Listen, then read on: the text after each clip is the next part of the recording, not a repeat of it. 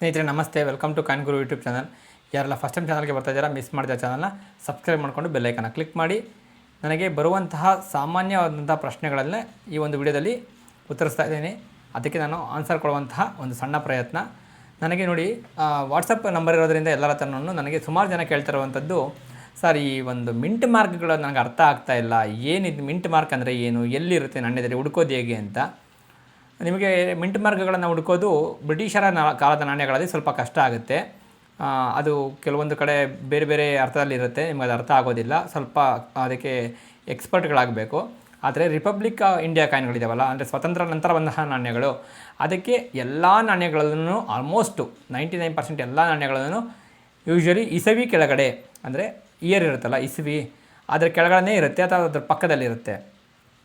ಹಾಗಾದರೆ ನಮ್ಮ ಇವಾಗ ಭಾರತದ 4 ಮಿಂಟ್ಗಳು ಯಾವ್ಯಾವುದು ಅಂತ ಅಂದರೆ, ನೋಯ್ಡಾ ಮಿಂಟು, ಹೈದರಾಬಾದು, ಬಾಂಬೆ, ಕೋಲ್ಕತ್ತಾ. ಸೊ ಎಲ್ಲದಕ್ಕಿಂತ ಸ್ವಲ್ಪ ಹಳೆಯ ಮಿಂಟ್ಗಳು ಯಾವುದು ಅಂದರೆ ಕೋಲ್ಕತ್ತಾ ಮತ್ತು ಬಾಂಬೆ ಮಿಂಟ್ಗಳು ತುಂಬ ಹಳೆಯವು. ಅದಾದಮೇಲೆ ನೋಯ್ಡಾ ಮತ್ತು ಹೈದರಾಬಾದು ಸ್ವಲ್ಪ ಅಷ್ಟೇನು ಹಳೆಯದಲ್ಲ, ಆಯಿತಾ. ಈಗ ಈ 4 ಮಿಂಟ್ಗಳು ಏನು ಕೆಲಸ ಮಾಡುತ್ತೆ ಅಂದರೆ, ನಾಣ್ಯಗಳನ್ನು ಮುದ್ರಿಸುವಂಥದ್ದು. ಮಿಂಟ್ ಅಂದರೆ ಏನು ಅಂದರೆ, ಈ ನಾಣ್ಯ ಸಪೋಸ್ ₹1 ನಾಣ್ಯ ಎಲ್ಲಿ ಪ್ರಿಂಟ್ ಆಗಿದೆ ಅಂದರೆ ತಿಳ್ಕೊಳೋದೇ ಒಂದು ಮಿಂಟ್ ಮಾರ್ಕ್ನ ಉದ್ದೇಶ ಅಷ್ಟೇ. ಈಗ ನಾಣ್ಯ ಬಂದಿರುತ್ತೆ, ಯಾವುದೋ ಈ 4 ಮಿಂಟಿಂದ ಯಾವ ಮಿಂಟಿಂದ ನೀವು ನೋಡಿ ಅರ್ಥ ಮಾಡ್ಕೊಬೇಕು. ಈ 4 ಮಿಂಟ್ಗಳಲ್ಲಿ ಯಾವುದು ಬಾಂಬೆ, ಹೈದರಾಬಾದ್, ನೋಯ್ಡಾ, ಕೋಲ್ಕತ್ತಾ, ಈ 4 ಒಂದರಲ್ಲಿ ಬಂದಿರುತ್ತೆ. 4ಕ್ಕೂ ಒಂದೊಂದು ಗುರುತಿರುವಂಥದ್ದು. ಯಾವುದು ಆ ಗುರುತುಗಳು ಈ ಒಂದು ವಿಡಿಯೋದಲ್ಲಿ ಕರೆಕ್ಟಾಗಿ ಹೇಳ್ತಾ ಇದ್ದೀನಿ, ಕರೆಕ್ಟಾಗಿ ಅರ್ಥ ಮಾಡ್ಕೊಂಬಿಡಿ. ತುಂಬ ಸಿಂಪಲ್ ಆಗಿರುತ್ತೆ, ಏನು ಇದನ್ನು ರಾಕೆಟ್ ಸೈನ್ಸ್ ಅಲ್ಲ, ಮತ್ತೇನು ಅರ್ಥ ಆಗದಿರುವಂಥ ಟಾಪಿಕ್ಕೂ ಅಲ್ಲ.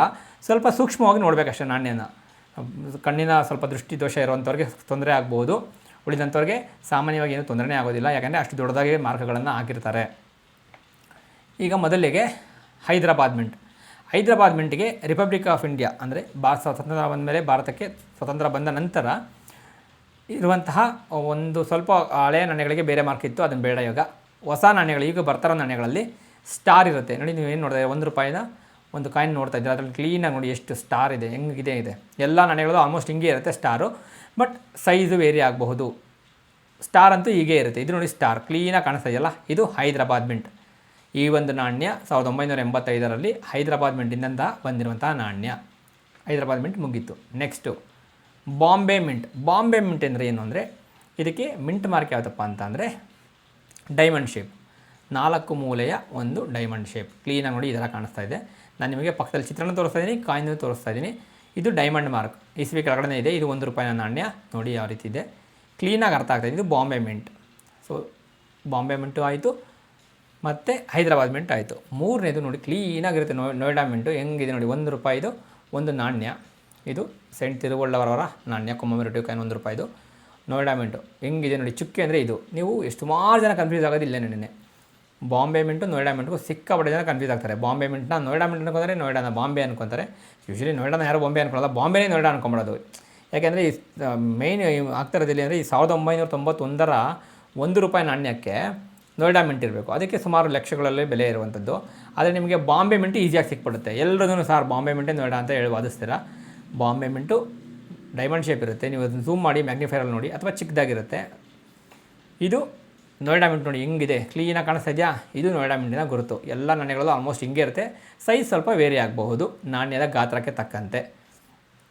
ಈಗ ಲಾಸ್ಟ್ನೇ ಒಂದು ಮಿಂಟ್, ಇದು ಕೋಲ್ಕತ್ತಾ ಮಿಂಟು. ಎಲ್ರಿಗೂ ಈಸಿ ಕಂಡುಹಿಡಿಯೋದು, ಏನು ತೊಂದರೆ ಇಲ್ಲ, ಯಾವುದೇ ಮಿಂಟ್ ಮಾರ್ಕೇ ಇರೋದಿಲ್ಲ. 2000 ಇದೊಂದು 50 ಪೈಸೆಯ 2004ರ ನಾಣ್ಯ, ಖಾಲಿದೆ, ಕ್ಲೀನ್ ಖಾಲಿ ಪ್ಲೇನ್ ಇದೆ ನೋಡಿದಿರಲ್ಲ. ಕೆಳಗಡೆ ಯಾವುದೇ ರೀತಿಯ ಇಸವಿ ಇಲ್ಲ ಈ 50 ಪೈಸೆಯ ನಾಣ್ಯದಲ್ಲಿ. ಎಲ್ಲ ಕೋಲ್ಕತ್ತಾ ಮಿಂಟ್ಗಳಲ್ಲೂ ಹೀಗೆ ಇರುತ್ತೆ.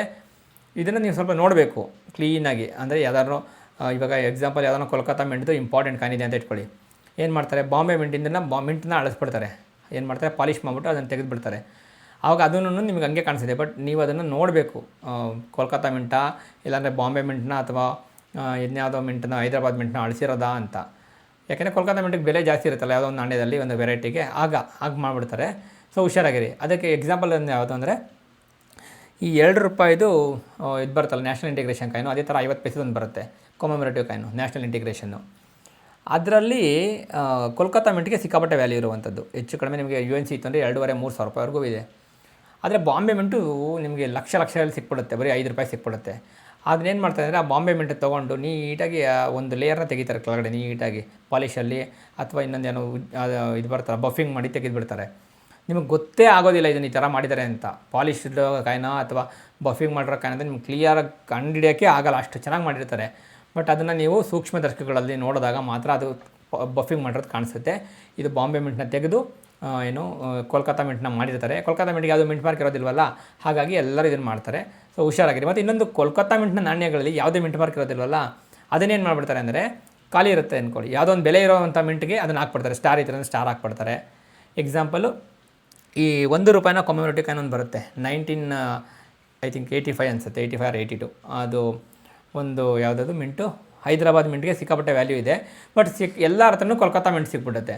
ಆವಾಗ ಏನು ಮಾಡ್ತಾರೆ ಅಂದರೆ ಆ ಕೋಲ್ಕತ್ತಾ ಮಿಂಟ್ ಕಾಯಿನ್ ತೊಗೊಂಡು ನೀಟಾಗಿ ಸ್ಟಾರ್ನ ಹಚ್ಚಾಕ್ತಾರೆ. ಅದು ಡೂಪ್ಲಿಕೇಟ್ ಕಾಯಿನ್ ಆಗುತ್ತೆ. ಅಂದರೆ ನಾಣ್ಯ ಒರಿಜಿನಲ್ಲೇ ಅದರಲ್ಲಿರುವಂಥ ಸ್ಟಾರು ಡೂಪ್ಲಿಕೇಟ್ ಆಗಿರುತ್ತೆ. ಸೊ ಇದು ಒಂದು ನಿಮಗೆ ಒಂದು ಬ್ರೀಫಾಗಿ ಹೇಳೋವಂಥ ಪ್ರಯತ್ನ.